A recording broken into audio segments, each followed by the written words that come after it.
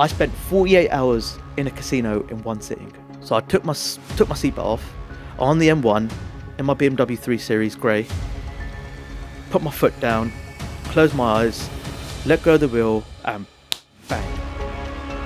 I didn't care. I did not care if I was dead or alive. So how much of your wages were you gambling? All of it. I couldn't face reality. I couldn't face what I'd done, and I couldn't see a way of coming out of this.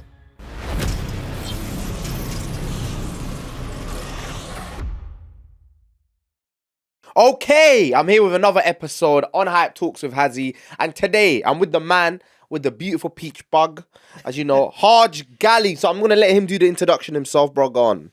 How's it all going, man? So first of all, thank you, Hazzy, for having me here. I'm Harj Gahley. I'm someone that lost 250k to a gambling addiction. I tried to unlove myself, but through the other end, I'm now sitting here in front of Hazzy. Hopefully hear from my story, and if it inspires you and it changes you or changes someone that you love, then I'm doing my purpose. So £250,000 of debt. That's mad. That's mental. Before we get into the debt, I want to know about you. So where did you grow up? Where about your family? I want to know. So where are you from originally? So I'm quite close. So I'm originally a Slough boy. Grew up, I'm still in the area. And you know, I grew up with three brothers, two older, one younger. And my household, being typical Punjabi, I've never had strict parents. They weren't like, you got to do this and you got to do that and do your parai and stay home. They weren't like that. They were pretty much chilled. And the reason why they were chilled is because my dad, growing up, he was an alcoholic. My mum used to work nights in Asda's. When you mean alcoholic, like how often was he drinking? So let me give you a typical day. So my mum would leave work at 4:30 in the afternoon to work nights in Asda. My dad would come home at 5 o'clock. He purposely would leave at half an hour because he didn't want to see his own wife. And every time he walked through the door, you always smelt sharab on him. You always smelt that beer, and then he'll come home, he'd have two. They know those little whiskey bottles, the little famous grouse.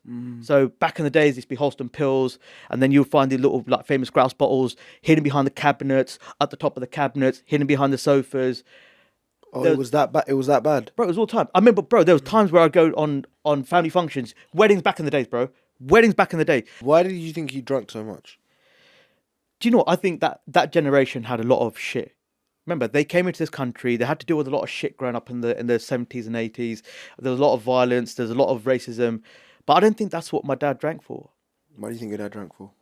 Honestly, I think there's some reasons where certain things were said in his family, and seeing his dad die when he was quite young, but also not having that male father figure, and then having seven sisters. Seven sisters. Back then, bro, there was big families. Not like now, where we just have like maybe two children. No protection them sides. Man, that was what they can do back in the bin, just enjoy their time. But honestly, he had his own shit he was going through. He had his own issues that he was going through. I don't know what happened, because look, he came from Kenya, actually when he came here, that's why you get a lot of Amgadis up in Leeds. So a lot of Amgadis that came from Kenya up in the north, up in Leeds and like that sort of area. So you mean when you say Turkans, so the Turkans are mostly in Leeds? You get a lot of Turkans in Leeds.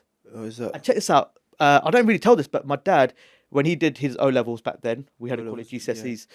But at that time, Heathrow's had been built. So his friend was like, do you know what? I've just got a job in Heathrow. Why don't you join? And back then, there was no CVs, bro. You can just like say, listen, get me a job. Your friends will say, look, I know someone. But every day, him and his friends used to drive 3 hours from Leeds to Heathrow and back. What? And, yeah. Why?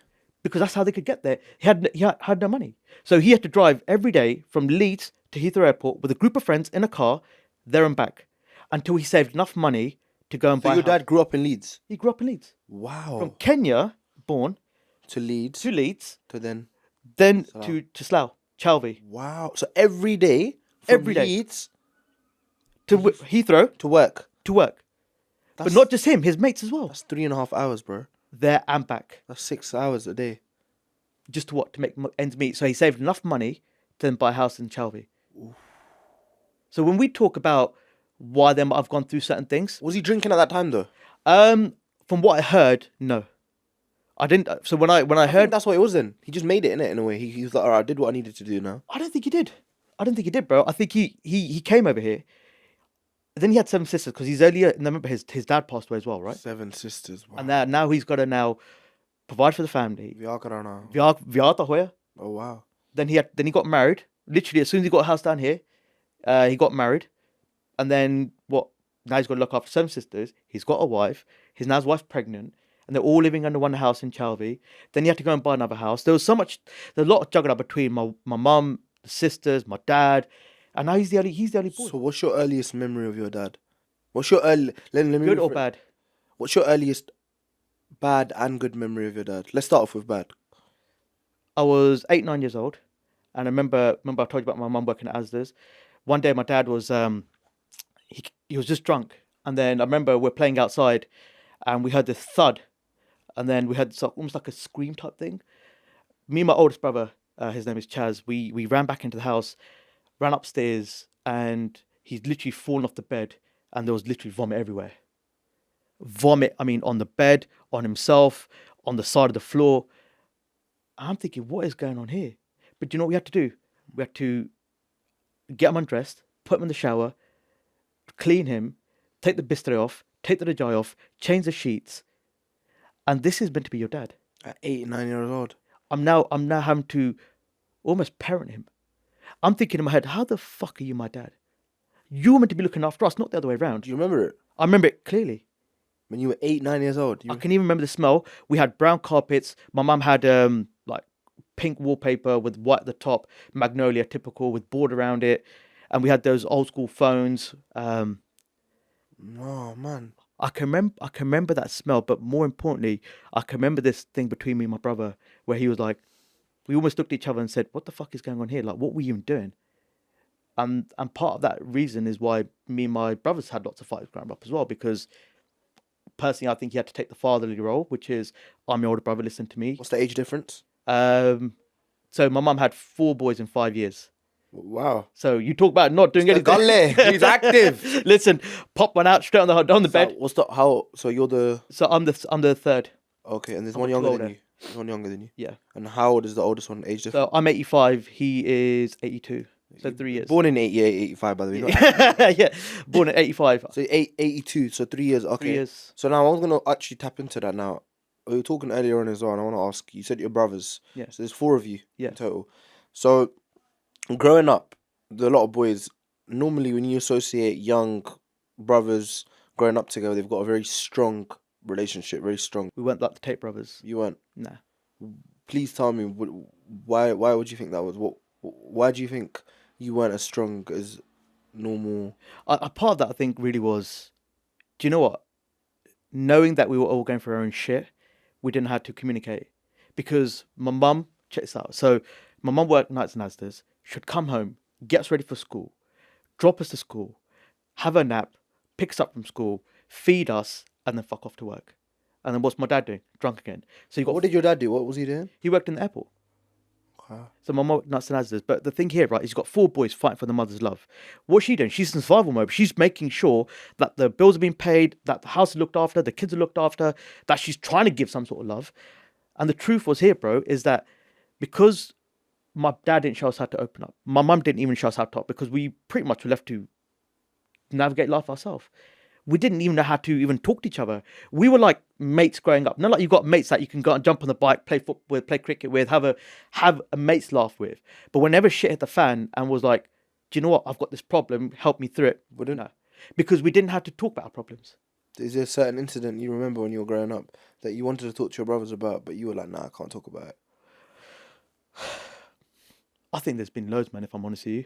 I think there was loads of stuff where I even tried to cut my hair. My brothers all got their haircuts. So I've got 3 brothers. All 3 of them are cut. I'm the only one with a gutti. Really? Yeah. Wow. And they all used to have long hair? They also have gutties, yeah. All have jure. And I remember I tried to get my hair cut once. Because I was like, well, if they've cut their hair, I want to cut my hair. What stopped you? I realised that this is who I am. This is my identity. Part of me was like, don't cut it. So me and my dad are wearing turbans. We've got the bug. Both Kenyan style. This is a Kenyan style. No. But ultimately, I just didn't want to cut it. Something in me said, don't do it. Consciousness. I think it was more that I think it was something that's part of me. And growing up, my gran always used to teach us about the Barney and about gurus and stuff like that. But ultimately, I think my gran kicked in with me, and I think part of my beliefs was I don't want to do it. I know deep down I didn't want to do it, but I think growing up, a part of me was I only found solace in myself. So anyone I wanted advice from was myself. I never asked my gran. Who were you close to then? Any family members? Because the way you're coming across is that Your mum was working, of course, because your dad was an alcoholic. Your dad was just obviously doing his own. He was doing his own thing. You and your brothers were basically left alone to go find your own way in life. Yeah, yeah. So, to be honest, who did you have that emotional connection with? If growing up, who did you used to talk to about things, when you never used to talk to anyone about things? I hated everyone, if I'm honest with you. You hate everyone. Yeah. I felt like I couldn't open up to them. I would see people. When I say I hated everyone, I mean, I just hated the fact that they couldn't understand me. And part of that was because they can't understand me, I'm just going to become the people pleaser. But I was a massive people pleaser. Really? Huge. Bro, if I wasn't part of parties or I wasn't part of groups, FOMO kicks in. I was like, I need to be there. First person on the dance floor, last person off, first person in that night, last person out. Because I didn't want to miss out on any conversation. Because I had this sense of like, if I'm not in this group or I'm not heard or I'm not seen, I just feel like a piece of shit. I feel like, well, who am I? Because I didn't really know who I was. I was young enough. I was like, well, every time I'm trying to think about something or do something, I'm like, well, the only person I could get advice from myself, and the most advice I gave myself turned out to be fucking shitty. So you were a big people pleaser. Huge. Think of it. You know, when you go to a party, right? And you got that one bond that says, have a glassy, have a drink, or let's get on the dance floor. I'll pick you up. Tell me your problems. I'm the first one on the phone. You got those people in circles, right? Yeah. That was me. And was that genuinely you, or was that you just putting up a facade? Both.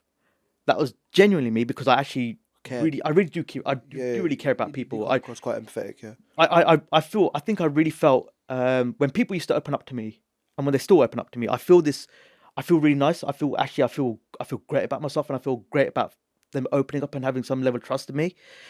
But all on the flip side, also, I don't want to be alone. I don't want to feel like Billy No Mates. And that's why I tried everything I could to make It's a bit sure I like me, was to be honest. I call myself a popular loner. I've not really had really many friends growing up, so I've always sort of kept to myself. But I think with me, rather than the fear of missing out, what I did was, if I'm not invited to the party, I'll make a party myself, and people don't want to come, and that's what I do. That's why that's the sort of vibe I live on. But now, talking about loneliness, you're married happily. Yep. Now, you were telling me that you're one of the, I think you're one of the people that I've spoken to, the married men who actually are very happy being married. A lot of men I've spoken to, they're not really married. So when did you meet your wife? How old were you? So I want to start first something. I wasn't always happily married. Oh. So I'm going to come on to that. But the reason why I wasn't happily married, because this part of my life, which I was so flipping turbulent, for 12 years of my life, I was living in secrecy.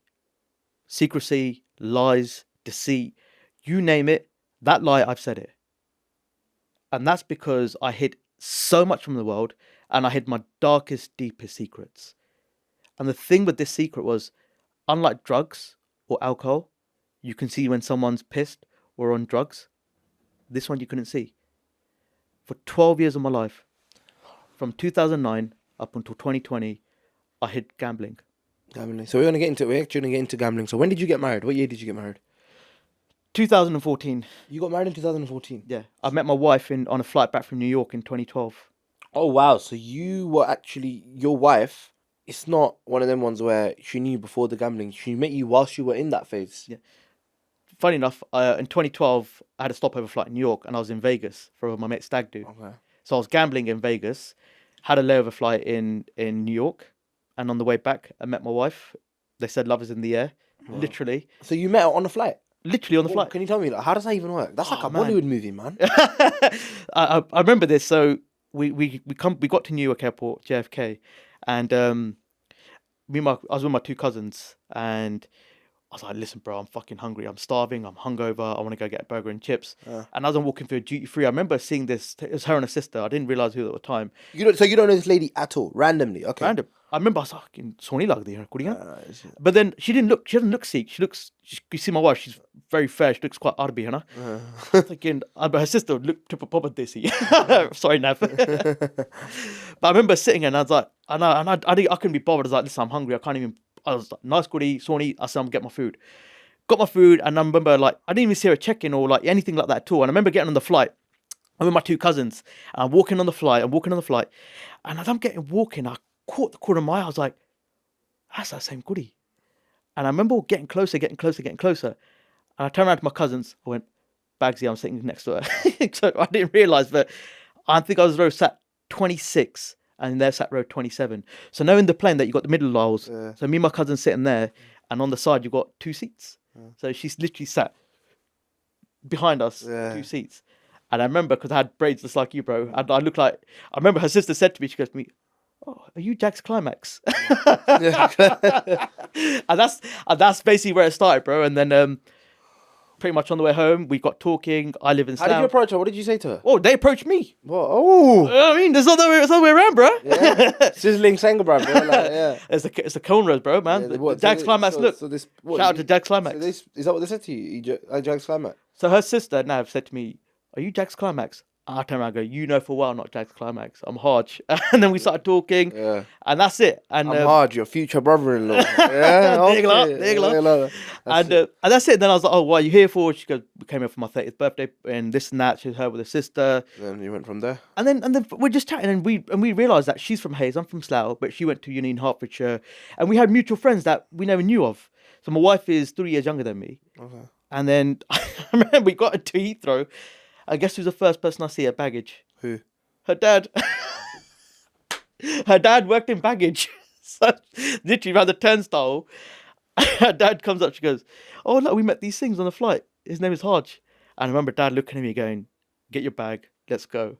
And that was it, bro. I remember that was the start of our journey. Really? Yeah. Wow, that's interesting. So then obviously you met, you kept dating, and then you got married. Yep. So you spoke about gambling. Yeah. 2011.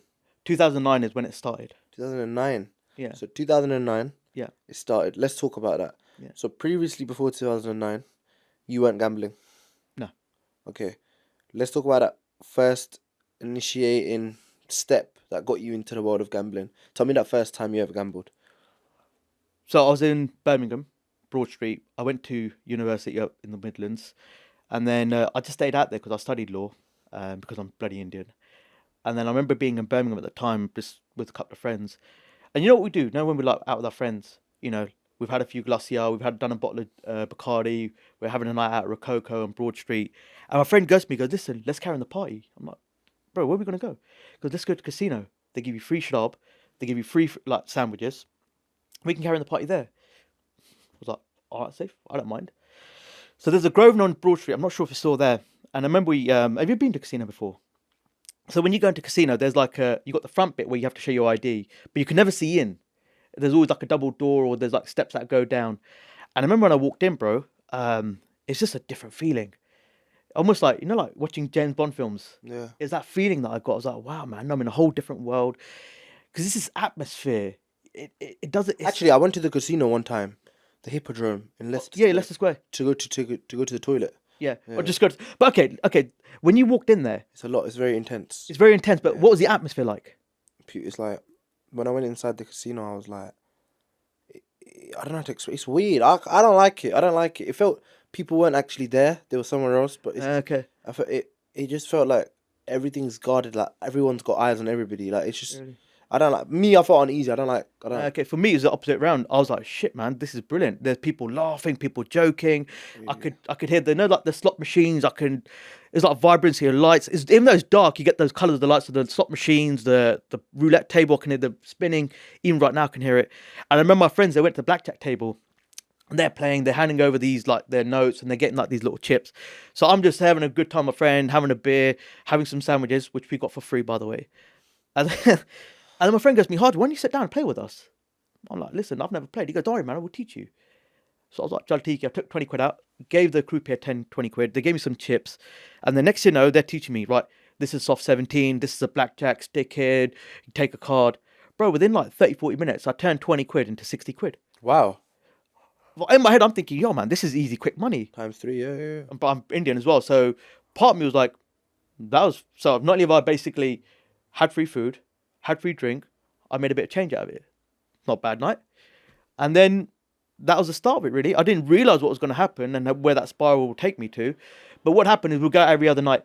I mean, every other week we go to casino. Then I found myself going every week. Then I found myself going every other day. Wow. Then I found myself not telling my friends that I'm going every day.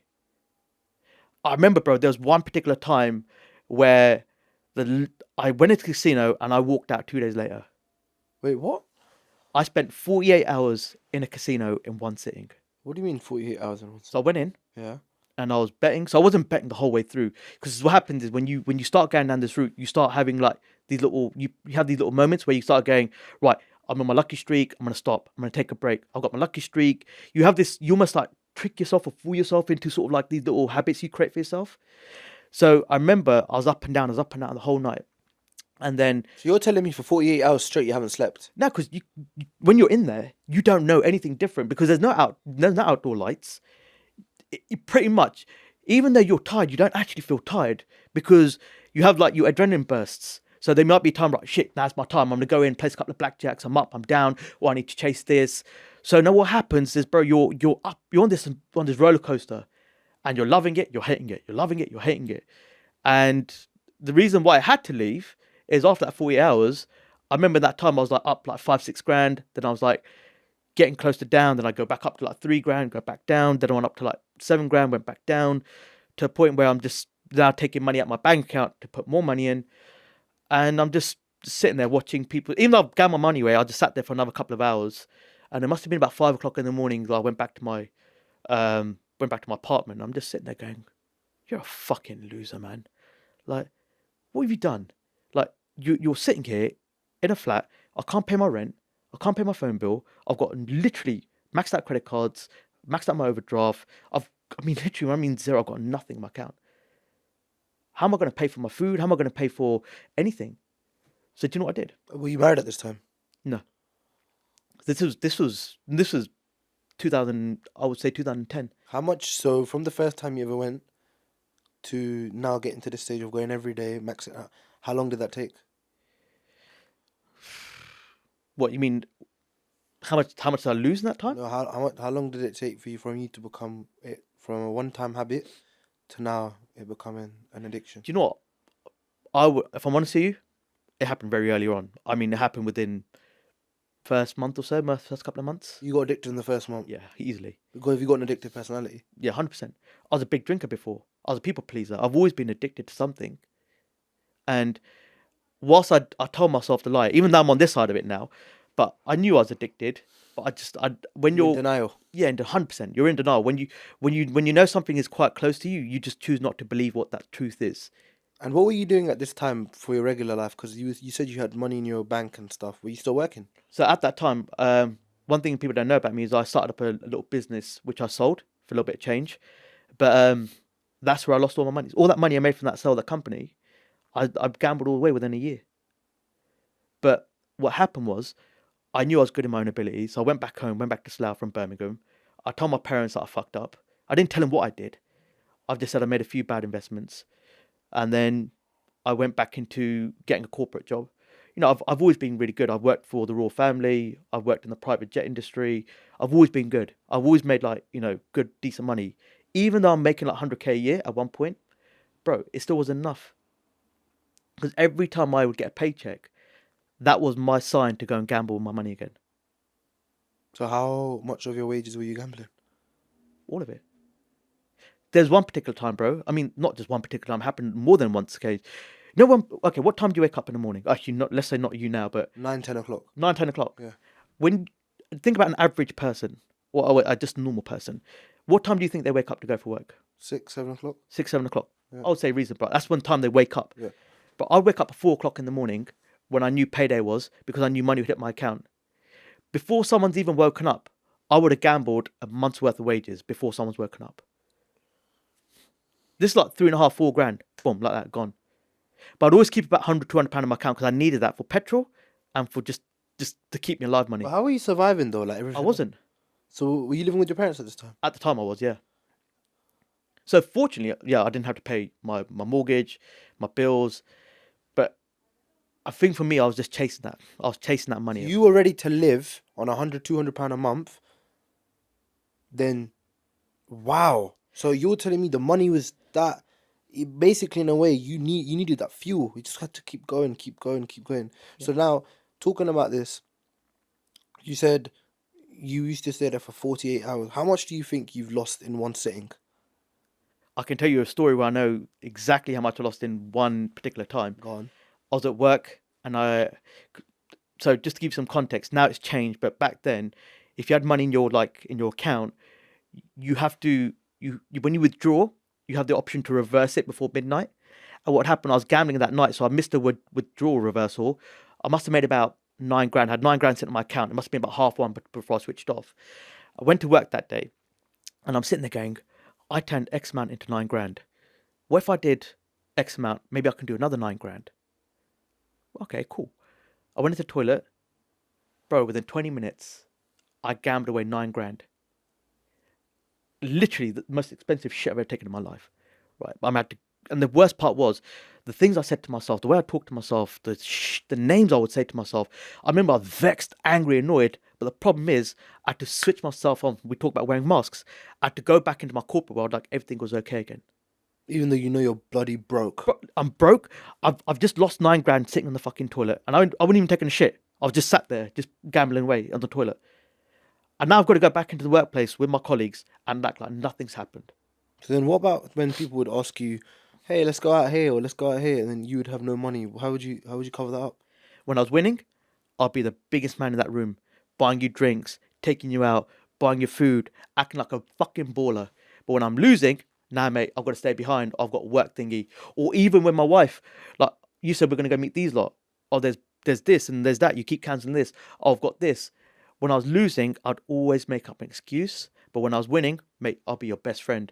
I'd basically fucking shower you with like Bless. food, gifts, better, anything. I wanted to be just like the baller. I felt like a baller and I want to act like a baller when I was winning. So when you're talking about winning, right? What's the most amount of money you've spent when you went like just on anything?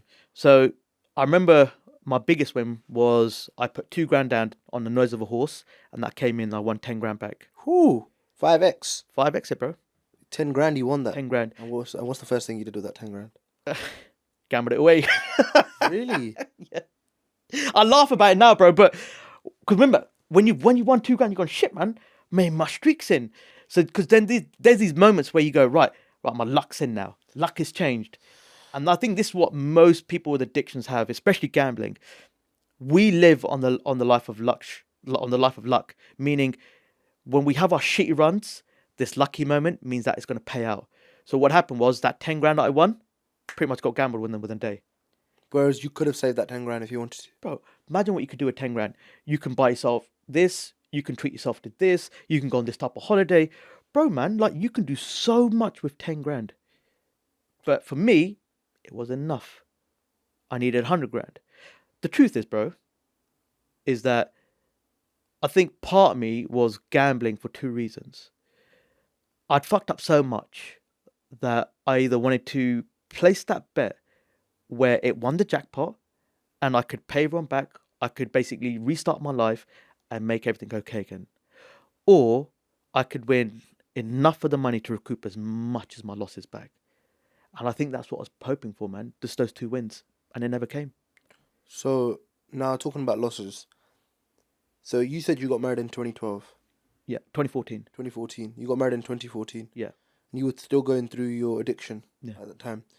So I want to know, when you were going through all of this, you were obviously talking to your missus, like you were getting to know her and stuff, and this is all going through.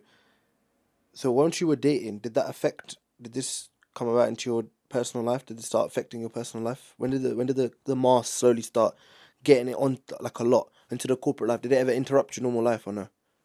So truth is, most men wear masks, right? And I wore so many different masks that I lost who I was. I couldn't tell who I was in that process. And the truth is here, I still continue to wear those masks in front of my wife as well. The way I could put it like this is that I saw gambling as like a mistress in my life. It's a fucking toxic relationship, but I knew that I loved it. No matter what happened, the amount of losses, the amount of wins, I protected that at all costs. There were times where I lied about certain things. So now that we're living together, we had like bills to pay. So what happened was I was making money, right? I knew I could cover my bills, but any surplus cash I had, Is this when you're married? Yeah. this is when I'm married. Yeah. So even I paid the bills and everything, but any surplus cash that I had, I would just gamble away, because I actually, for the truth of it, I loved it. It's a bit like having this secret world that no one knows about, and it's like you can say no when people cheat or when people have like this affair, that people don't want to tell anyone about it, right? Or they want to protect it at all costs, and that's how I felt with gambling. You cheated on your wife with gambling. That's how I felt. It felt like, because it gave me certain things that my wife couldn't give me, like excitement. It could give me levels of rewards that my wife couldn't give me. My wife couldn't turn around to me and give me 10 grand, could she? My wife couldn't turn around to me and go, do you know what? Put this here and you can win like a whole massive rewarding life. That's the lies I'll tell myself. So from 2014, yeah. Let's just say when you got married initially. So you got married during all of this happening to you. You knew about that. You were dug deep inside this gambling addiction. Did your missus at the time not even clock once? Is that how good the mask was that you're going through maybe a gambling addiction? Or let's just say when you got married, how long in like down the marriage did things start going? Like I want to know about that process. Like when did the gambling start overtaking your marriage life? Like Do you know, have you ever heard the saying that women have their gut intuition, or women Yeah. have their intuition? She had her intuition, bro. from how long? From how early? I would say from when we first started getting married. Okay. I'll tell you why. Okay. Because, well, literally, I think about a couple of weeks after we got married, I remember I went on a bender, and we're staying in this flat in Hayes, and I went out with a couple of friends because I was working in Windsor at the time, and I stopped answering the call because my wife kept calling me, "Where you at? Where you at? Where you at?" I was like, "Do you know what? I felt like I'm out." But then what happened was I went out in Windsor and I was smashed at the time. I drove my car to Reading Casino, and I didn't want to tell her where I was at. So she's calling me. My fucking phone's going off the wire. My sister-in-law's now trying to call me, and literally must be about 2, 3 o'clock in the morning. I then said to her, "I'm on my way back. I've had my phone died," and I remember her giving me gala, swearing at me. My sister-in-law was around. I remember walking through the door, and they're both standing there. Like my wife is like bawling out, my sister-in-law was bawling out. Like, what the fuck are you doing? Like, this is how this marriage is what you're doing, and you literally just got married. How quick into the marriage was this? This is like the first couple of months, bro. I think it's like first month or 2 months in, and that's what I was doing. And I think from that, I think she had her back up against the wall with little things like, what's he doing when he goes to work? Or where it really started getting real is when she started noticing debt letters, or when I kept having bailiff letters, or, I kept lying about, let's not meet these people, I can't pay for holiday, or not. The amount of times that we're going out for meals are like, even like Nando's, bro. Like, we're not even going there anymore. Like, what's going on? So I think her intuitions around money and the secrecy happened pretty much since 2014 until it came to a head. And what was that one moment within your marriage that you think gambling really did a lot of severe damage? 16th of June 2020. 16th of June 2020. That's the exact date where my marriage was at its most time hell over cliff moment. When you talk about the destruction of marriage, I remember it was about 8 o'clock in the morning. We're in the middle of a pandemic, fucking great weather, and I came out the shower, walked into my bedroom, and wife is there, fucking bawling out on the bed, bro. I mean, literally bawling out, and I've seen her cry before, but not like this. This is a different type of cry, and it hurt me, man. I was like, what's going on here? So I asked her, what's wrong with you, man? What's up? Why are you crying for? But you know what? I noticed my phone in her hand. I was like, fuck. What has she seen? Do you know, like I talk about these secrecies and these lies, bro. I've told so many fucking lies up until this moment. I'm like, shit. What has she found? Fuck. And most men that watch this know when you felt that gut moment, right? You're like, fuck. You know, wherever it is, it's not good. No, it's not. It's never good. It's not good. And bro, I remember her looking at me, fucking like this with the phone. Oh. And like it was this cut through pain, like just like kill me right now. Yeah. Yeah, bro. I mean, it was this. Oh man, I can't even take you back there, bro. It's like this. You're like, why am I here? Like, just let me go. Like, yeah. Yeah, bro. I wanted to run. What did she show you? She opened up, so she managed to get access to my Monzo account because I had a secret account she never knew about. Oh fuck, man. Bro, in there, transactions after transactions, just betting, betting, betting, betting. I'm not talking like a couple £100. I'm talking like thousands and tens of thousands. I'm like, do you know when everything comes to a moment in your life where you either run or you fight? The Fadlo Tete moment. Yeah, literally grab your tete moment. And you know, a part of me was like, I was about to carry on lying. I was going to say, do you know what, a friend of mine, pandemic, I lost a job because I wasn't working at the time. But Do you actually, think you became a pathological liar? 100, yeah. So you know, in this world, right? I'm so glad you said this. In the world of gambling, you've heard of the word compulsive gambling, right? Or compulsive gamblers. Yeah, of course. But we're also compulsive liars. I could be the biggest. I mean, bro, I became so good at lying, right? That to a point where gambling requires two things: time and money. I knew, say, if you're my homeboy back in the day, bro, I knew your weak points and I would use those against you to get money for me. What? So I might know that here's your weak points. I know if I said this to you or said in a certain way to you in certain moments, in certain times, in a certain place, I could get you to give me money. Can you give me an example? So for an example, right? A friend of mine, I knew there was something going on in his life and I manipulated him to make him feel bad for not giving me money.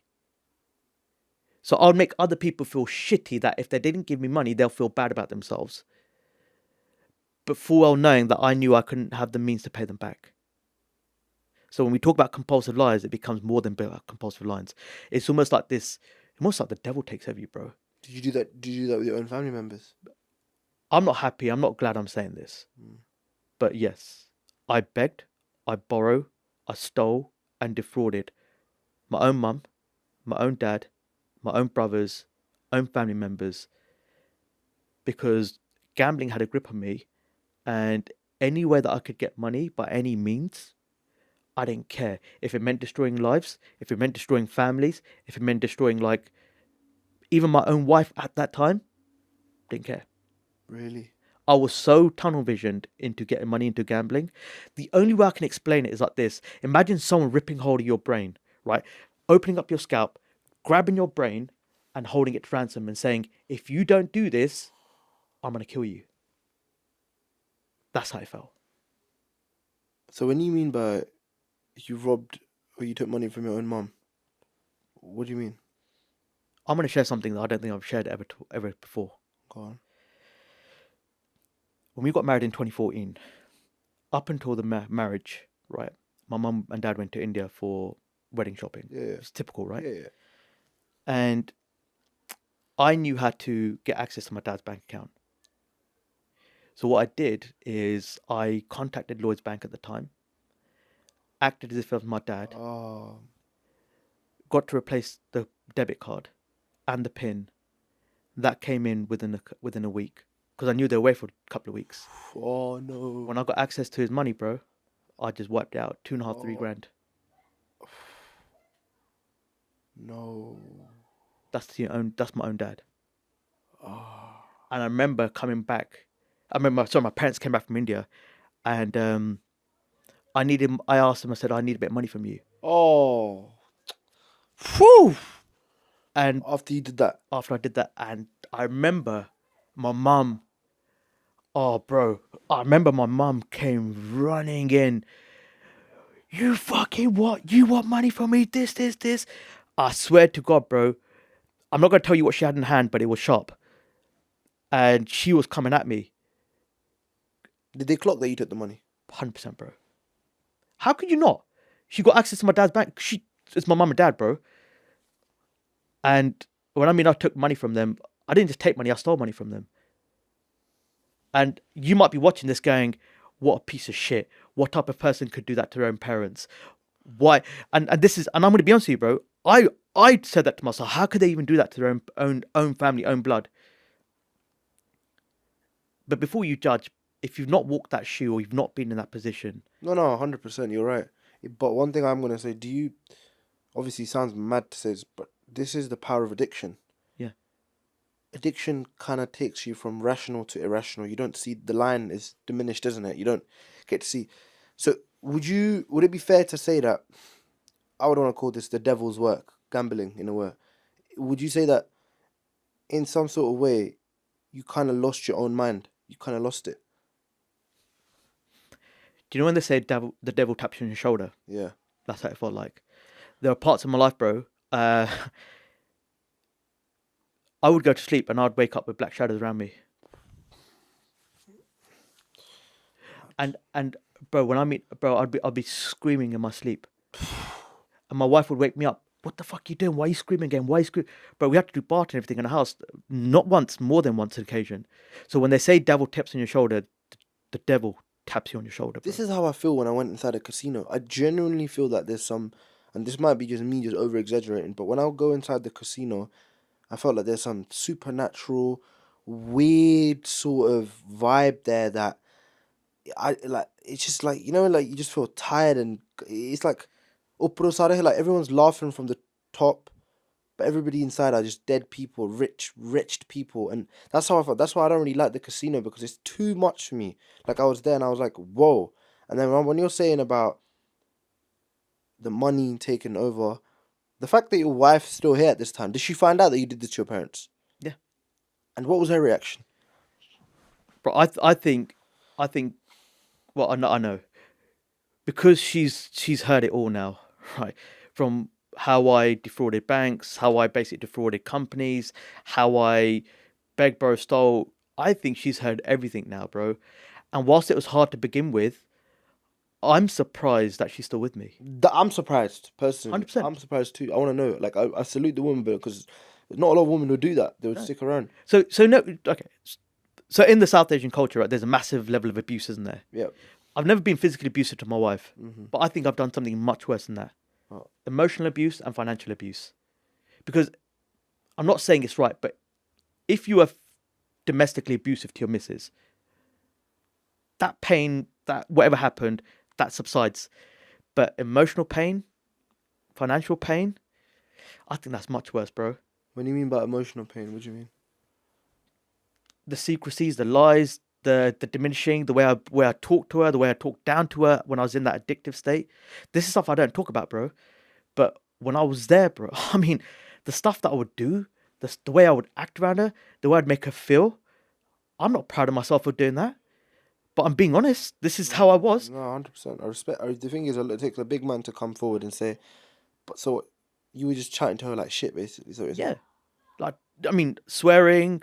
I think is more all the other stuff, like I said before, not answering the phone, making her feel shitty about herself. Oh, you've done this and you made me feel like this, and because not like I said, it's an emotional thing where people that have been through addictions, it's like you can pass it off with like stress at work, stress in marriages, you're controlling me, you're manipulating me, but ultimately I was doing it to myself, but I was passing the blame onto my wife. you were deflecting. 100%, because I was protecting my gambling at all costs. Because it became also not just it became my world. It became my coping mechanism. It became my reality and parts of my life where I could be truly who I am in that world. That's what gambling became for me. Escapism. 100%. And the worst part was, I thought I was escaping from other people, but ultimately, I was escaping from my own inner demons. The truth was, I was running from my own pains as opposed to facing them. And what were those pains? The pain that I come to realize that I was doing to myself wasn't the 250k debt. It wasn't what I did when I tried to do the unthinkable. Was the self-sabotaging talk, how I talked about myself because of what I experienced in life. What happened to me and my dad, what happened between my brothers, the way I had a lack of self-worth, the way I was trying to fight for love, the people-pleasing. I had never learnt to heal myself along that journey. I felt so much. When I did, I got harmony. But through the healing, when I didn't know how to do it, I was hurting myself. And I actually loved hurting myself in some weird way. I loved inflicting pain because the more pain I inflicted, the more comforting it became. That's mad, bro. It's all a bit mad. So now, talking about all of this pain, let's talk about the elephant in the room, the 250,000 debt. So all of this is throughout years that the debt that you collected. This is all the so this debt. When did it hit the fan? When did you know that you've got this debt? When did it first come about? Imagine you sitting there with your partner or your wife, whoever it may be, or even your mum or dad. And imagine sitting there and facing the reality 100, 1,000, couple of thousand, 10,000, 20,000, 50,000, 100,000, 125,000.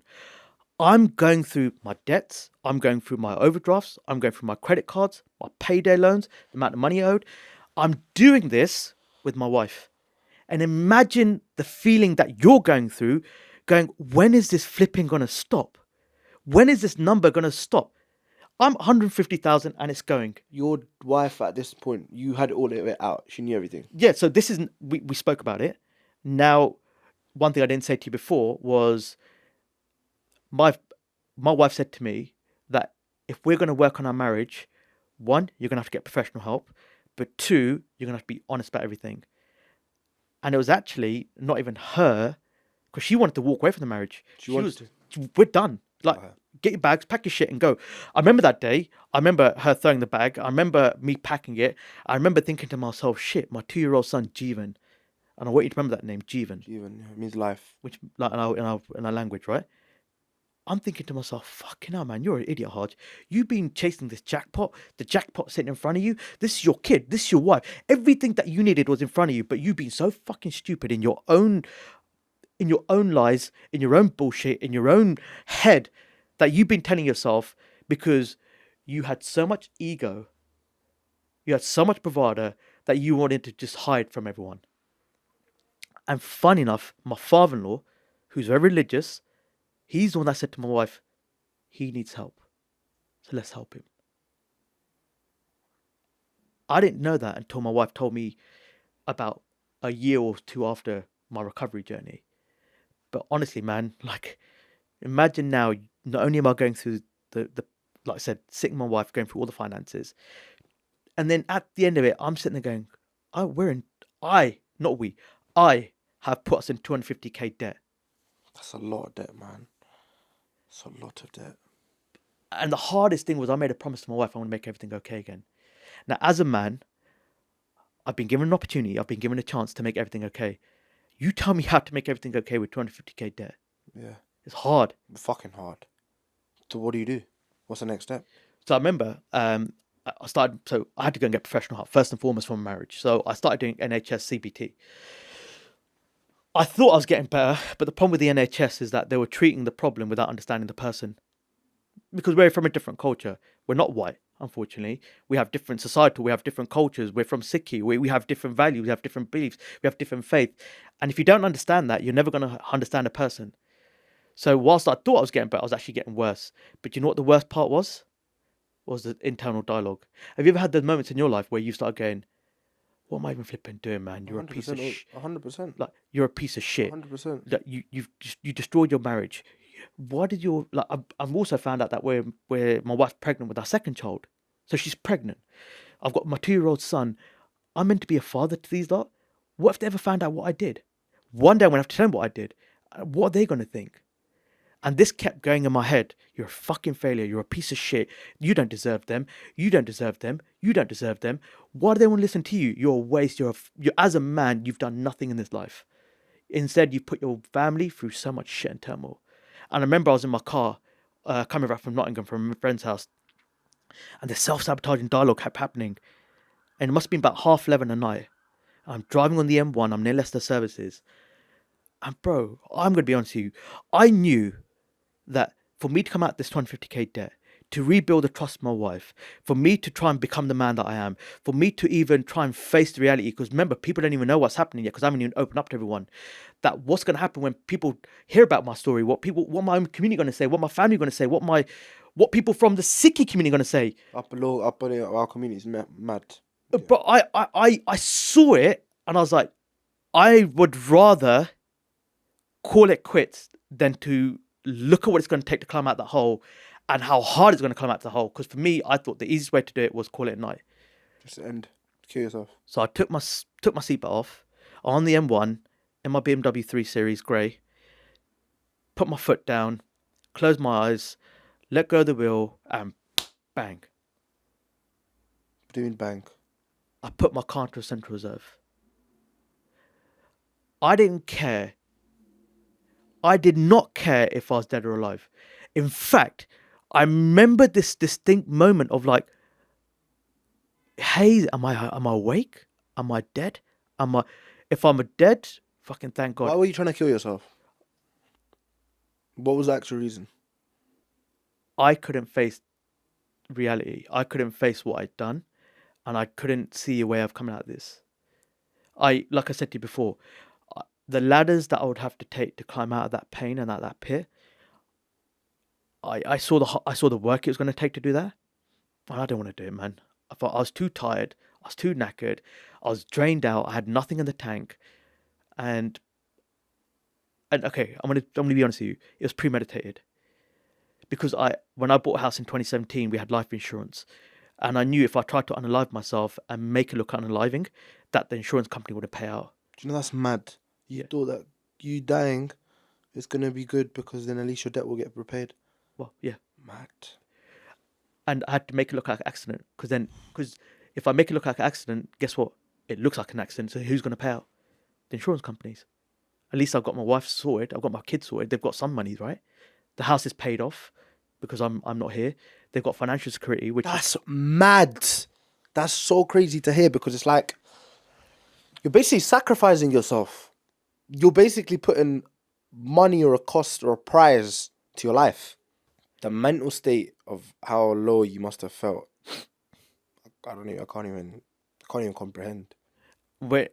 the only way I can put it this way is that, bro, is imagine your darkest, deepest fears, and you're happily facing those on me, because I faced those demons. Remember, they've come to me at night time. They've knocked on my door and they're ready to come take me, and that's how I felt. I was like, cool, take me, man. I don't need this life anymore. So if I don't need this, then guess what?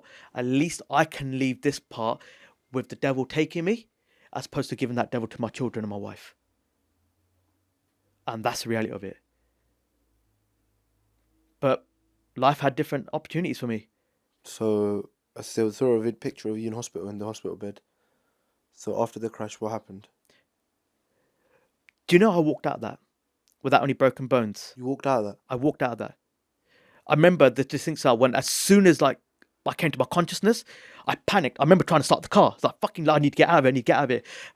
Fortunately for me, and I've had a bit of backlash on this, what I did was selfish to other people on the road. I did it at a certain time. I knew that there weren't any people on the road. 11:30, 12 o'clock at night, it's pretty much dead on the M1 near Leicester. Like, it's a ghost town. Nothing happens in Leicester. But I knew that nothing was going to happen, and I knew I need to put it there. But I walked out of that with any broken bones. And I remember the paramedic came on scene. She goes, listen, mate, Harj, count your lucky stars. And at the moment, I was like, what is happening? Because when you're in that phase, everything is around you. But the truth is, I didn't even tell my wife what I did. I couldn't tell her, because I knew she was going to ask me the question, what happened? I said, I've been in an accident. Something's happened. The reason I didn't tell her is because she was pregnant with our second child. You don't want to cause stress. And something I didn't say to you, you know, we had 2 miscarriages in our marriage before Jim was born. And I couldn't take the pressure that I want to put on her, because remember, she's been through enough anyway, and like, she's been through everything that we've been through. Now I want to give her this extra pressure. No way. So I just said to myself, stay quiet, don't say anything, make it look like an accident, you're okay, you get back home. And I remember getting back home and checking myself. I had a few scratches on my face. I went into hospital. I didn't go to hospital straight away. I went a couple of days after, and I wanted to check myself, and they checked me out and said, no, you're fine, no broken bones, no nothing, you're okay. But 2 days after, so that was 18th of August 2020 when I tried attempting. 20th of August 2020, that's when I believe I had my divine intervention, which is everything around me started changing. The world started changing. I started seeing life from a different perspective. And my son Jeevan at the time saved my life. He's the one that turned around to me. A 2-year-old child is the one that saved my life. How? We were in McDonald's drive-through. We had this moment with each other. It's not what he said, but it's this interaction. I remember bawling out. He just locked eyes with me, and he had this bite of this chip, and it's what he said to me. What do you say? He said, "Dad."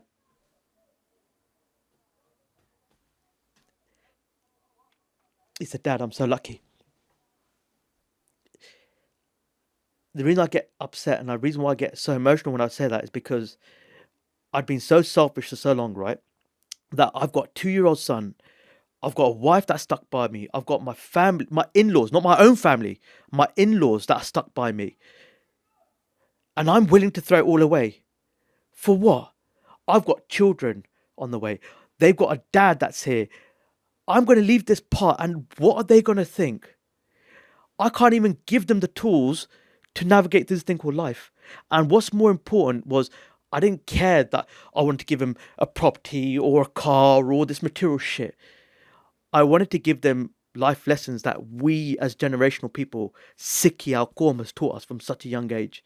And I couldn't even give that them to him if I passed from this world. So I realized the word dependency and responsibility. I made a promise to myself to never let myself down because I've got children, I've got family. I'm going to rebuild myself and rebuild my trust and rebuild everything from scratch. That's what I did. And through this journey of trying to figure out, and I'm one of the fortunate ones. Let me ask you a question, bro. What's your purpose in life? My purpose in life, I would say, is it's a very good question. What is my purpose in life? That's a question that many people ask themselves, right? My purpose in life. I'd say my purpose in life is to help others feel that it's normal to be themselves. I feel like that's what my purpose is in life. My purpose in life is to make people that are not normally socially accepted to feel accepted. And then to basically show that it's alright being different. I think that's what my purpose is. And what's so important? Why is that so important to you? Because I've always got stick for being different and not conforming. But I also feel like those who don't conform are also those who have a lot of great minds, and I feel like people are scared of change, and I like change because not every change is bad. So yeah. Can I see one thing for you, bro? You're a visionary. It's what I said to you before. A man without a vision shall perish to someone else's vision. You're a leader. You do seva. You lead from a place of heart. I've only known a little amount of time, bro, but the way you come across, the way you've compassion, the way you're going out there, and the one thing I love about you is what I can see myself is that we are here to serve. We're here to not downgrade people. I've never ever seen you downgrade someone or talk shit about someone. I've only ever seen you come from a place of level up. Yeah, because at the end of the day, I've got opinions, and I understand. Obviously, a lot of people think that, oh, he chats a lot of this, he chats a lot of this. But at the end of the day, I've got an opinion the same way you can have an opinion. That's completely fine. But deep down, regardless of content, because content is not real life, content is content. But if we're talking about, yeah, practically, I wouldn't want to see anyone doing lower than me, because my dad always says it as well, and I think this is the truth. Any person who's doing better than you would never want anyone else to do worse than them. It doesn't work like that. Like, you're not going to see a successful basketball player laughing at someone who misses a match or misses hoops, whereas there's only people that have not made it in the first place. So people that are judging you as well, only people that don't know, have never been in that sort of place, can say, cool. But anybody who's come out that is going to respect you, because at the end of the day, like me personally, obviously I haven't gone through the same stuff as you, but I always say this as well, that like right now I lost my fight. I know, I'm just going to say it straight. I'm getting a lot of adversity for this. I'm getting a lot of stick for this, which is fair enough. But only there's people that are fucking shitting on me 24/7, and there's people that are saying, you know what, well done, good try. And at the end of the day, you're gonna see both sides, and I feel like that's what matters. Yeah. And bro, I respect that as well, because you know what, through the other purpose of this, then we talk about purpose. I'm one of the fortunate ones where I know that Maraj is Hookham. You know, I've been given. Sometimes in life, it feels like we take the wrong road only to find ourselves on the right direction, right? And that's what I realized. I've been given this purpose. I've been given this opportunity. I've been granted this gift to help other people overcome addictions, whether it's gambling, drugs, or alcohol. And yes, did I get a lot of shit coming out of this? Yeah. you're a waste to your family, you're a failure to your own religion, you're a bugwala, you wear a turban, you're meant to be kings. Who was saying this? Keyboard warriors, people online. Bro, you saw my video. Listen, Aries. I owned up to it, bro. Listen. At first, remember, 2018 that started doing this round, and at that height of my addiction, I remember at that point, it went on UB1, UB2, it went on some bloody crazy places, it got like 2 million views. And I'm thinking to myself, damn, like, I'm getting a lot of abuse. And the worst part was, the biggest amount of abuse was coming from people from our own community. So that was the Aries thing. Was that before you wanted to end yourself? That was 2018 that happened. And you wanted to end yourself in 2020? 2020. So I'm going through the height of my addiction. I'm going through the height of my problem with my wife. Through everything that I'm going through, I'm still masking everything like it's normal. And I remember my wife going through bloody hell, all these comments. Man, some of the comments I had were ruthless. What was the maddest comment you had? Oh man, like everything from you should go and K yourself because you're a waste of disgrace. Oh, you're fuddu, you're puddy, you're fucking waste of space. Or your bug is keeping your brain from falling out. I've had like stupid comments. Was it, and mostly who was it? Was it Upney? It's not even Sikhs. Yeah. Sikhs, our own community that sit there and that want to talk shit to other people, but yeah, you're the pussies that don't even want to basically step in front of me. Well, show me your profile picture, show me your comments, have a one-to-one with me. The amount of people that I've called, I said, cool, let's jump on a meeting, let's jump on a live, let's jump on a Zoom. But pussyfooters don't want to step in front of pussyfooters.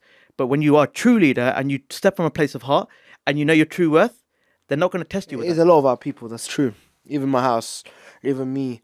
A lot of people telling me that I've done disgrace to the Qom, or I've done this. Like me, I've never ever said that I'm a good representation of what it means to be a good Sikh, or me as well, because I know I've got a lot of imperfections within me, and I'm not here to represent no religion. Because at the end of the day, if I can't do something, if I can't do something properly, I'm not going to do it at all. I'd rather do it properly. Let me leave you with this, bro. The people that said to you that you're that you're a disgrace to your own religion. There's a saying, right? And I always live by this quote. When someone judges you, it tells you more about them, other person. So whenever someone says something, it's a mirror reflection of what's going on in their life. So for that person to say to you, you're a waste or you're a failure to your own community, guess what? That's their own imperfection speaking back to them. Because on the flip side of it, bro, you stood up, you went in that ring, you're inspiring people, you're motivating people, people look up to you, the next generation, people that are above your generation that I know have reached out to you that said, well done, bro, you stepped in the ring. That's what I'm saying.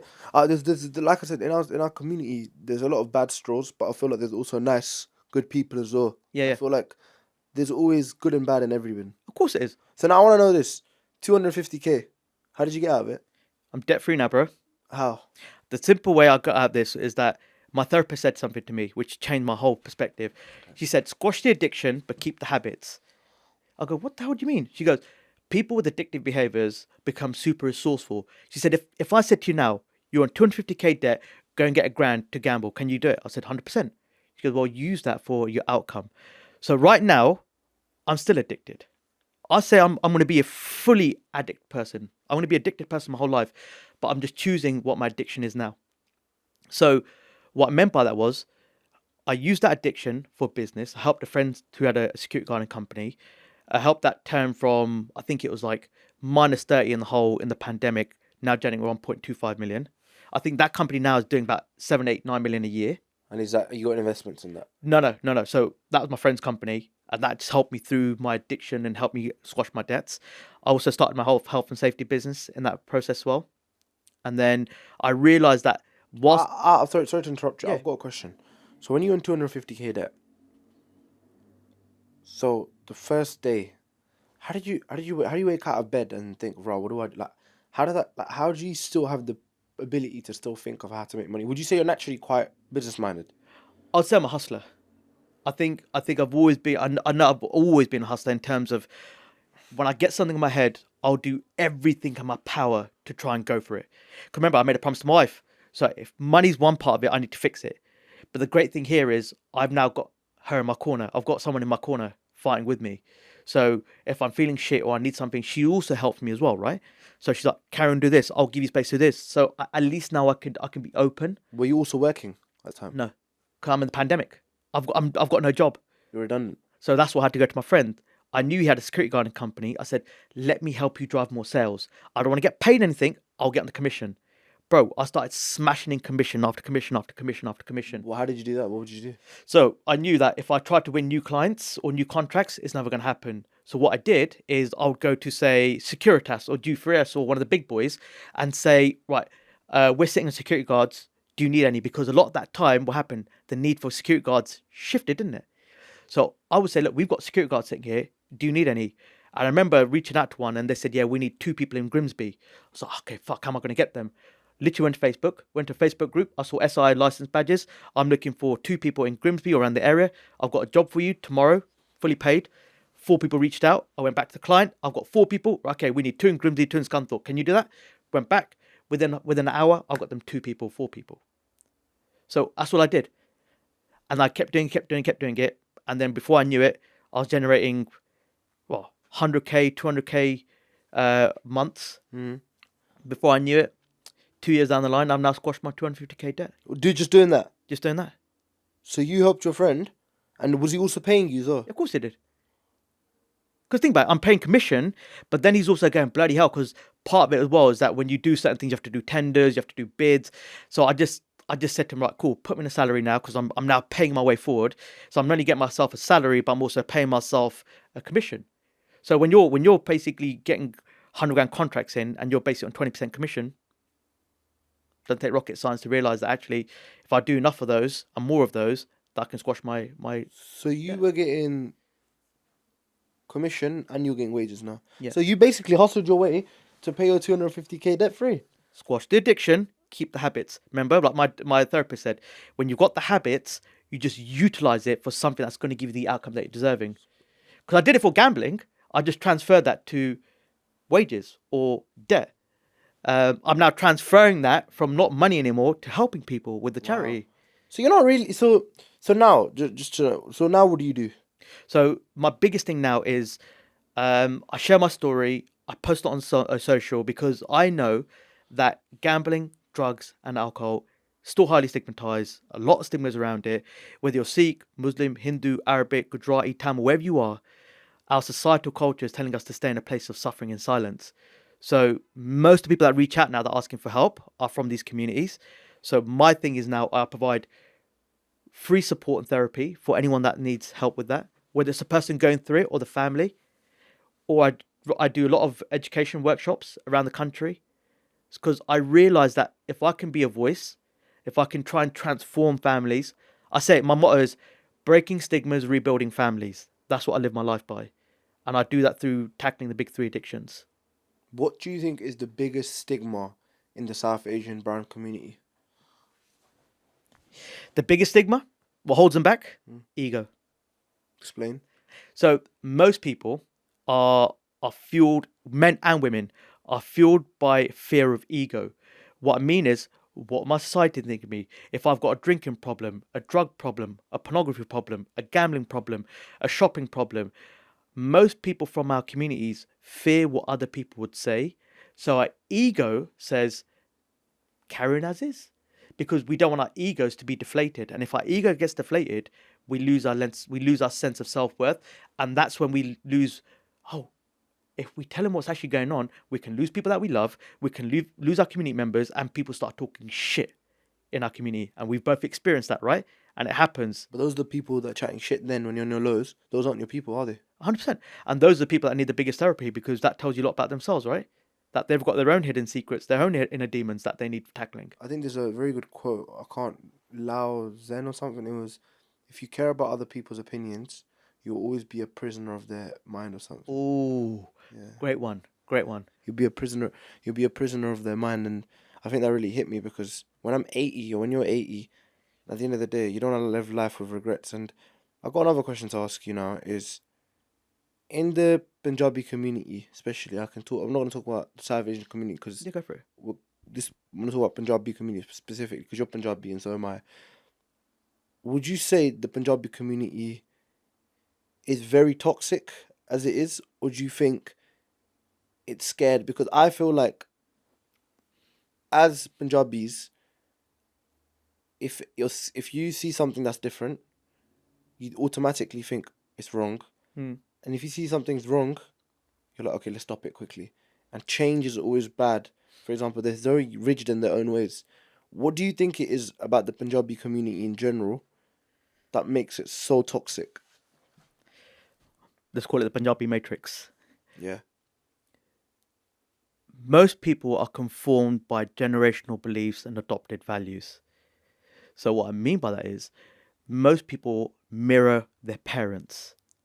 So if you come from parents that are thinking like last century or thinking like they do, and you're so instilled by the fear of what happens, because remember, most people fear what the wolves are going to do because sheeps align with each other. So it's easier to fit in because this is the 2 million-year-old brain that kicks in. It's easier to fit in your own community rather than speak out and fear, oh shit, I'm going to be ostracized or I'm going to be shunned. People are going to push me from this community. Like me. Like us. Like us, yeah. Like But us. we're just getting... Because if you look at any true leader, whether it's any of our gurus, the Charzais are there, the Charlie Mukh there, wherever you want to call them, they were true leaders and they stepped up against. But the problem here is that most of us, the Sikhi Qaum or the Punjabi Qaum, no, the Sikhi Qaum, they're different from the Punjabi Qaum. The Punjabi Qaum want to live a life of laughter, fun, and a place of wealth. Sikhi Qaum live from a place of seva. That's the two different I things. think people, that's a very good point, because a lot of people think that Punjabi is Sikh. Sikh Totally different. Sikh's a religion, Punjabi is a culture, and you can have Punjabis from all different religions. And a lot of people think that, oh, you're Sikh, so that means you drink. Very different, because Massively different. I always say this as well. Like, that's why I always say Punjabi. I never say Sikh, because at the end of the day, that's a wrong representation. 100%. And I don't fuck with that personally. Me personally, if I want to represent Sikhi, then I would be in that sort of form, and I'd be doing things that I'm not doing right now, and I'd stop doing things that I am doing right now. And like I always say to you as well, where you're talking about divine intervention, do you think you surviving that day was something from the top, from something from God, or do you think that was luck? What do you think that is? I know 100% down, hands down, that this was God's work. Hukum. This is Maharaj's hukum, that path that created that path for me since I was born. But like I said to you before, sometimes in life it feels like we can take the wrong road, only find out we're in the right direction. So through this, Maharaj said to me, "This is your purpose. Now here you go and serve with it. So now do your seva." So like I said to you, I have Waheguru Ji Ki Kripa by me every single day. I have my hukum literally with me in my heart every single day. So no matter what anyone can says, I don't need to prove myself or judge myself to other people's standards, because I know my divine relationship with Maharaj, Waheguru, and that's all that matters. I don't need you. I don't need that person. I don't need that person how to have that relationship with God. I know that whatever I'm doing is true to my heart, and the people that can't recognize it, cool. Whenever, and this one, I had this people saying, "You're a dickhead. You're waste." And remember, we go back to the people, and that this is not the Sikhi. This is Punjabi Qaum. They'll turn around and say this when I said to myself, well, look, it may feel like that right now, but if you ever fall into a problem, know that my heart's always here for you. Because I always said to you, kill them with kindness. Kill them with kindness, and you nail the coffin with love. Because that's what we're here for. At the end of the day, if we can't, and we spoke about my brothers and something that's happened recently, if I can't love myself enough to go, do you know what? For other people, it would break them, like you said, it would do with you. But for me, it doesn't, because I don't need to walk other person's paths. I don't need someone to dignify themselves into being saying, you need to listen to what I do. I'm like, fuck you, carry on, do what you want to do, man. I'm on my own path. You don't like it? Cool, man. I'm not telling you how to live your life. I'm living my life. What about that fear, though? What about that fear of slipping back into the same habits? Does that ever happen? Of course it does. Do you ever feel tempted? 100%. Do you ever miss it? 100%. And what do you do now to stop yourself? I realise how far I've come. I realise the amount of lives I've saved. Last year alone, I helped nearly 100 people start their recovery journey, and I've stopped 9 people from attempting suicide. That's really good, man. So every time I say that to myself, that reminds me of how far I've come, but also the path that I've taken to get here. And like I said to you, I'm still addicted. I'll always be addicted, but now I'm addicted to Maharaj's hukum, which is to help people going through shitty places in their life so I can break the stigmas and rebuild it. And what's one misconception you think most people have about gambling, which is true or not? Like, what do you think? Is there some things that people should know before they start gambling? Like, what's your advice to the young people right now that are getting involved in gambling, going to casinos? Yeah. So there's two things. Some people gamble, right? And it might be a place of I'm okay with it. But the ones that do, they know it because if they're telling themselves lies or they feel uneasy with themselves or something in themselves is saying, I don't feel good about this, gambling is never the problem and is never the issue. Follow the pain. What's the pain that's leading you to have that addictive lifestyle? Once you understand what that is, and if you can't understand what that is, you can speak to you can speak to me. There are other people out there that help you find that path. Once you heal from your pain, you'll elevate yourself to a higher place that no matter what happens in life, you'll always feel content. Because right now, gambling is feeding a void that you're running away from the pain from. And therapy, you said you had a therapist. Yeah. First question, what is the route to find a therapist that's suited to you?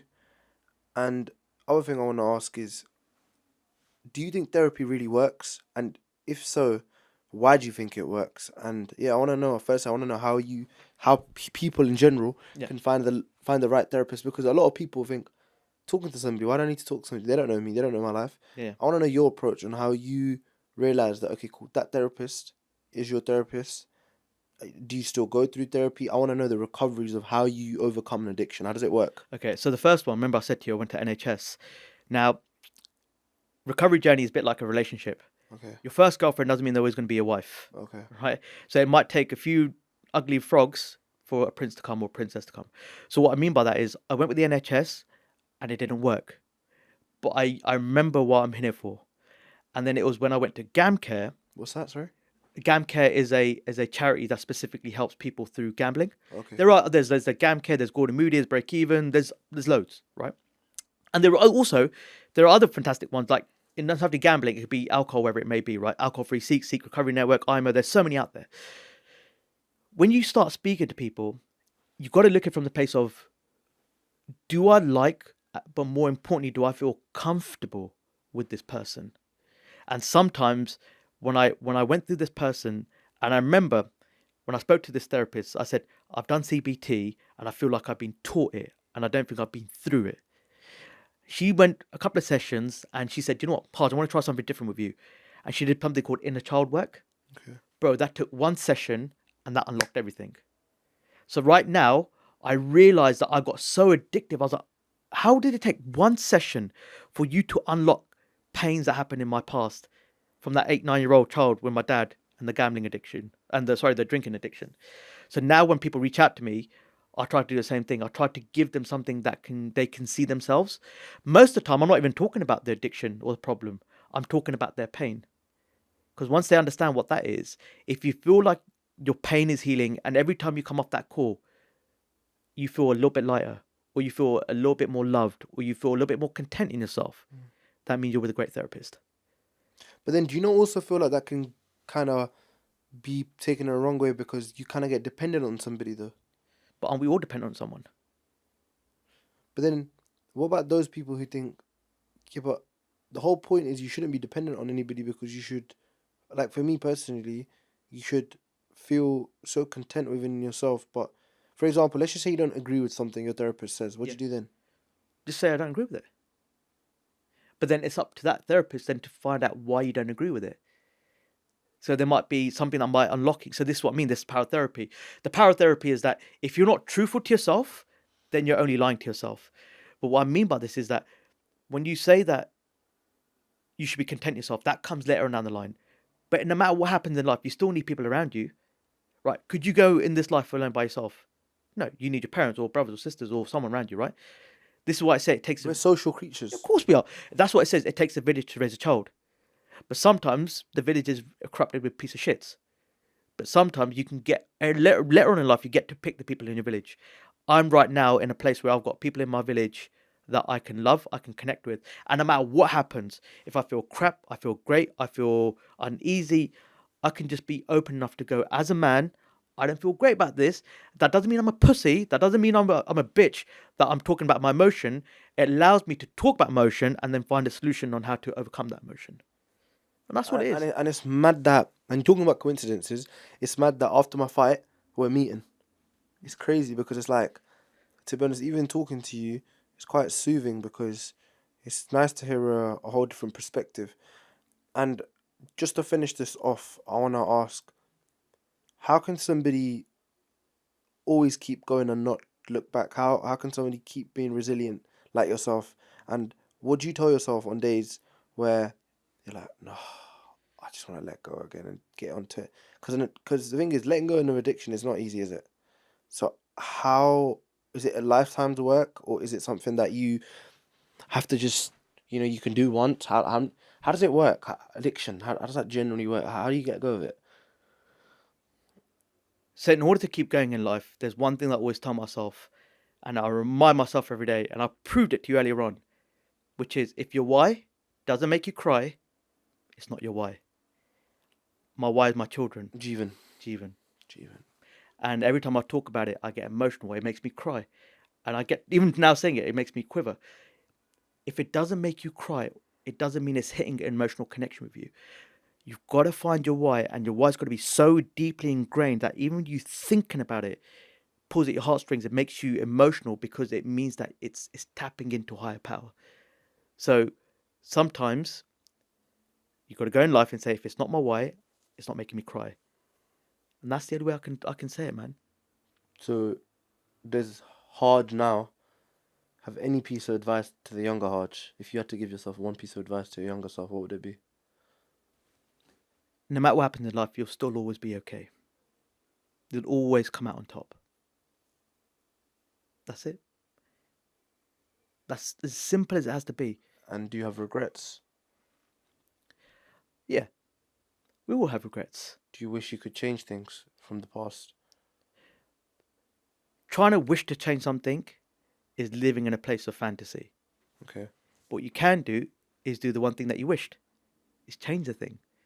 So rather than wishing it, why not action it? Remember, I lied to my wife, but guess what? I no longer lie anymore. We have our ups and downs. I remember, I wish I stopped gambling. Well, guess what?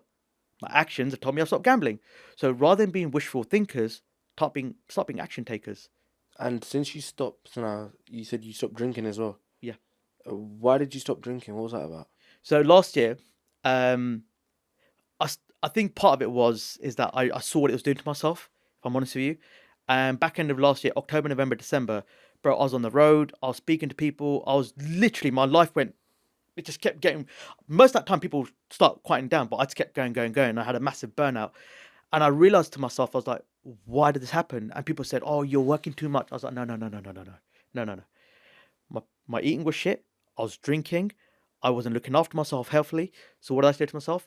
I don't want to stop it. I want to do more of it. So what do I need to change as my habits? Get healthier, stop drinking, because those two alone will allow you to have more energy. Bro, I'm doing, I would say twice, if not three times more than what I was doing in that period. And I'm still going. So what I meant was I realized that alcohol was it was pulling me down. So sometimes power of journaling is a good thing. Alcohol and my nutrition was pulling me down. Once I understood what that was, I changed my life around, changed my habits. Boom. Now I'm flying. And like you said, you're got an addictive personality. Do you ever feel tempted to have a beg once in a while? Or no? I think I do. But then I'm just like, what am I going to gain from it? Why not just go, actually, the truth is, I said to myself, what am I going to gain from it? And the truth is basically me saying to myself, you're just doing it because you may want to talk to someone or you want to just have a relaxed moment. Well, guess what? You can watch a movie, have a fucking piece of chocolate. I don't know, do something different. Yeah? You're not a flipping tree. That doesn't mean you have to stay stagnant and keep drinking. Have a conversation with your friends. Go out. And I think part of it as well, when people say to me as well, hard to come out for a glassy, I'm like, no, I don't drink anymore. They're like, what's wrong with you? You ain't going to live. You ain't going to do that. I go, mate, I've fucking quit addiction. I've quit a gambling addiction. I think I can do that. But I said to myself, if I come out for you, I'm not going to drink, but I'll tell you what we do. The next day we're going to hit the gym, or next day we're going to go for a walk, or next day we're going to do something that I want to do. Most people say, no, I'm okay. Well, cool, fuck off then. Yeah, don't talk to me. Don't talk to me. Sure, word. They're not your people. So, out of coming out of this gambling addiction, how long's it been? It's 4 years, 10 months, and a few change. 4 years, 10 months. Wow. So you haven't gambled in 4 years. I'm gambling 4 years. And what effects have those had in your life? Positive effects and your married life. Oh man, I want more peace. Okay. I think I was looking for happiness. I'm looking for more peace now. Yep. And I'm finding peace through my purpose. Okay. So every time I get to wake up, I say to myself, every day above the ground is a blessing, and a blessing to basically give another person a blessing. Wow. So I get to be more peaceful because I'm living my purpose. I get to help people. I've got my children. I've got my wife. Bro, that's all I need. Wow. That's all I need. Do you feel like your relationship with your wife has strengthened? Massively. Like, we're human beings. We have ups and downs. We have our juggernaut. We have our tearing our hair moments. But the greatest thing through this is that she has and always is going to be my rock.